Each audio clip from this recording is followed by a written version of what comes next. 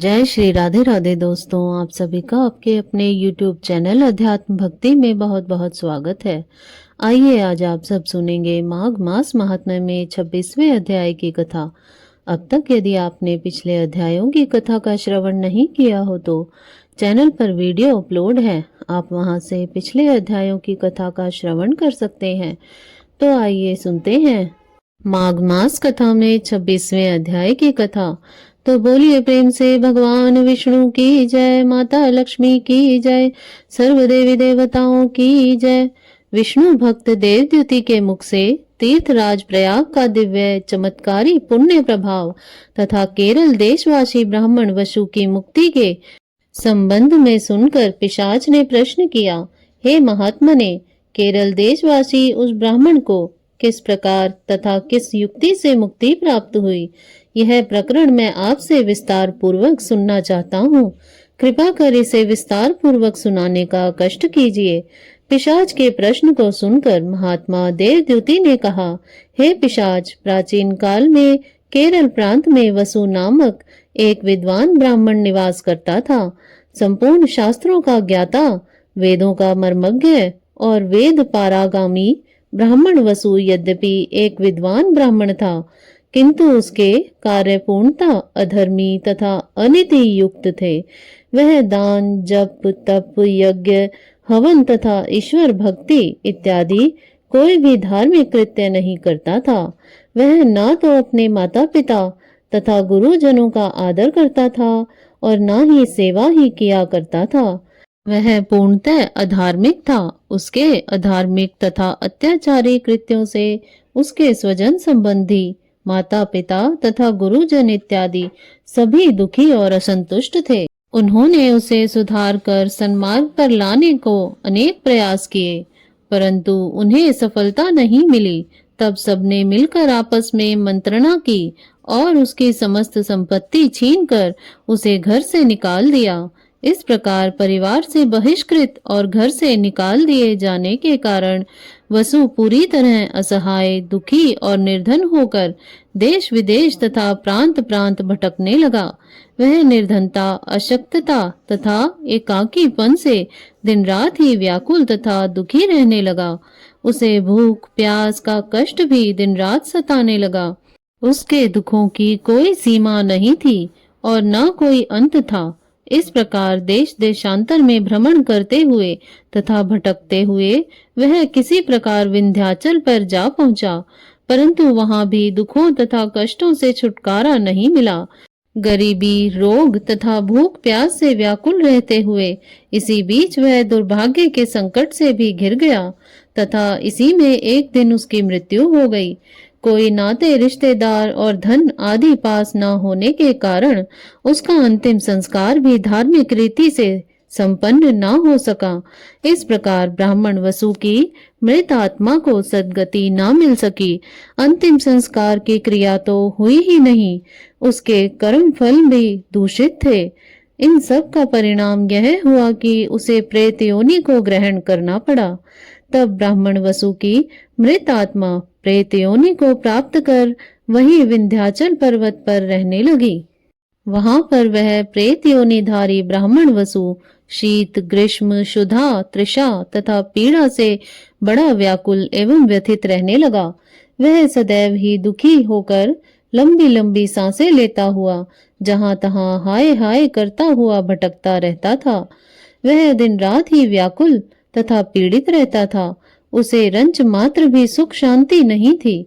इतनी कथा सुनाकर महर्षि वशिष्ठ जी ने महाराज दिलीप से कहा, हे राजन, जो मनुष्य हवन नहीं करते हैं, दान और जप तप इत्यादि कोई धार्मिक कृत्य नहीं करते हैं तथा सदैव ही भगवत भजन तथा देवादिदेव भगवान विष्णु की आराधना से विमुख रहते हैं, ऐसे मनुष्यों की क्रिया भ्रष्ट तथा कृत्यहीन समझना चाहिए।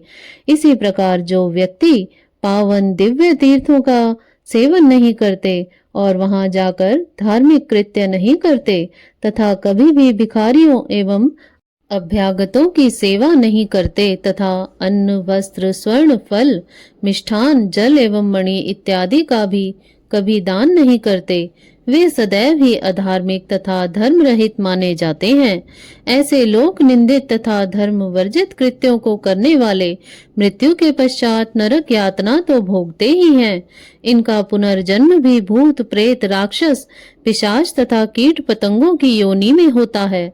वशिष्ठ जी ने आगे कहा, जो व्यक्ति स्वर्ग तथा मोक्ष एवं सद्गति की इच्छा रखते हैं, उन्हें सदैव ही शास्त्रों एवं धर्म द्वारा आदेशित सत्कृत्यों को करना चाहिए और समस्त पापों से बचे रहना चाहिए।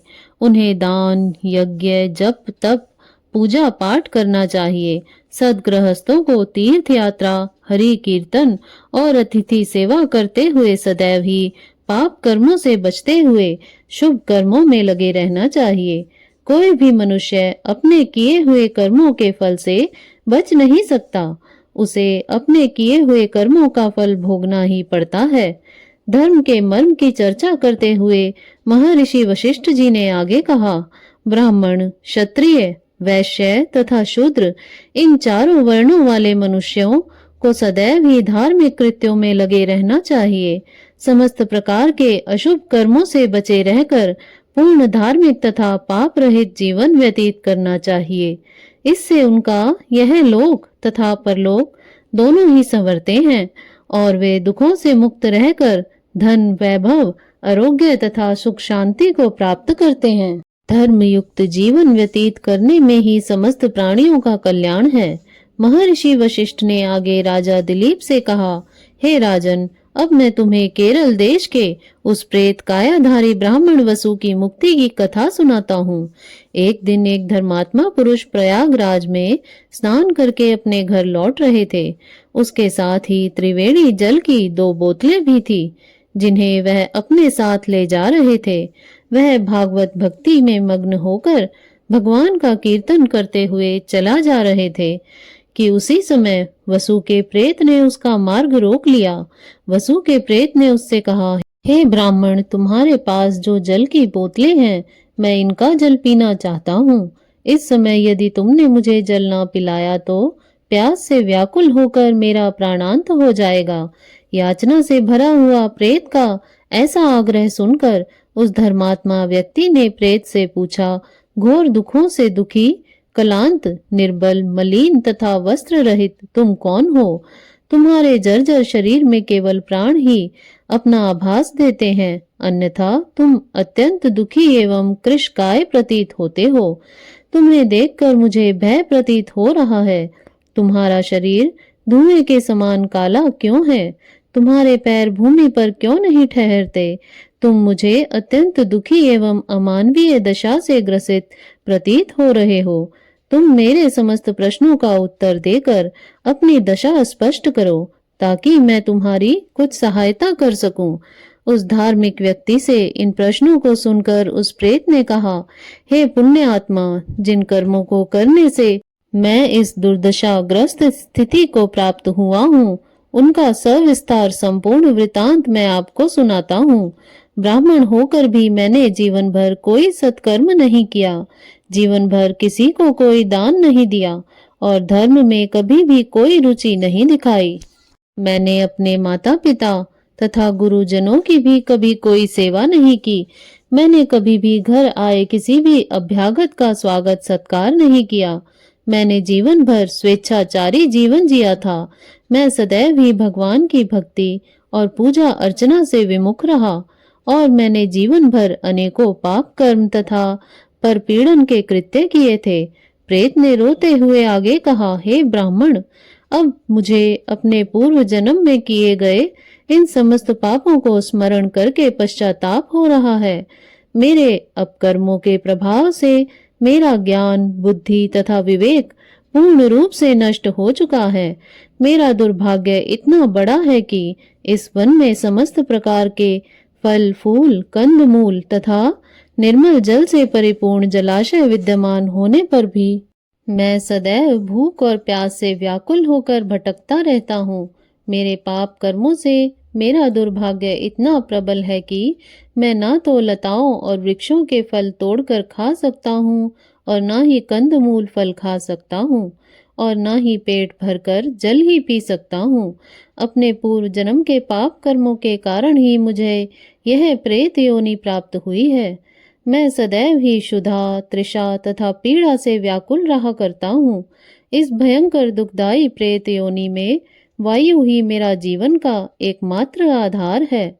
अब मैं अनुभव कर रहा हूँ कि मनुष्य के स्वकृत कर्मों से निर्मित प्रारब्ध बड़ा ही प्रबल है। इससे किसी की भी रक्षा नहीं हो सकती है। इति श्री पद्म पुराणे माघ महात्म्य 26वां अध्याय समाप्त। तो बोलिए प्रेम से भगवान विष्णु की जय, माता लक्ष्मी की जय, सर्व देवी देवताओं की जय। इस प्रकार से ज्ञानवर्धक जानकारियाँ प्राप्त करते रहने के लिए, व्रत पूजा आदि के बारे में जानने के लिए तथा कथा को श्रवण करने के लिए यदि आप चैनल पर पहली बार आए हैं तो चैनल को सब्सक्राइब कर लें ताकि आने वाली वीडियो की नोटिफिकेशन आपको समय से मिलती रहे। वीडियो को लाइक करें, शेयर करें। सुखी रहें, स्वस्थ रहें। जय श्री राधे राधे। धन्यवाद।